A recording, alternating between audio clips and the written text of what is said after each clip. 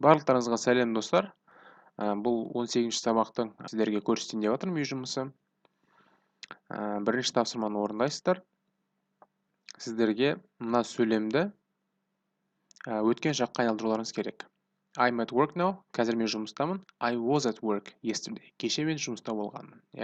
Өтіп кеттік. Was were қолданылуы, соны қолданып, мынау өткен шақта жазып шығыңыздар. Келесі they weren't at home yesterday. Олар кеше үйде болған жоқ. Қатты қиындық тудырады деп ойламаймын.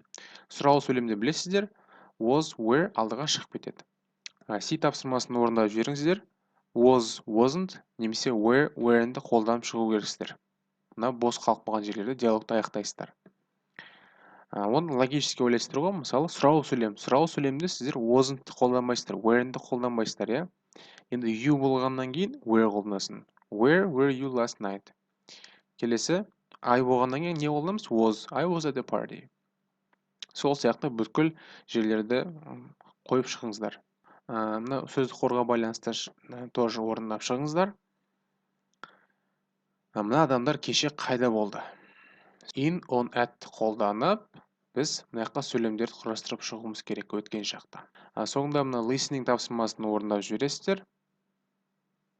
Тыңдап жатқан кезде екі варианттың біреуін таңдауларыңыз керек. Немесе A, немесе B. Әдеттегідей мына сөздердің бәрін жазып аласыздар. Жаттап аласыздар. Бүгінгі үй тапсырмасы осы. Міндетті түрде орындаңыздар. Сіздерге сәттілік, сау болыңыздар.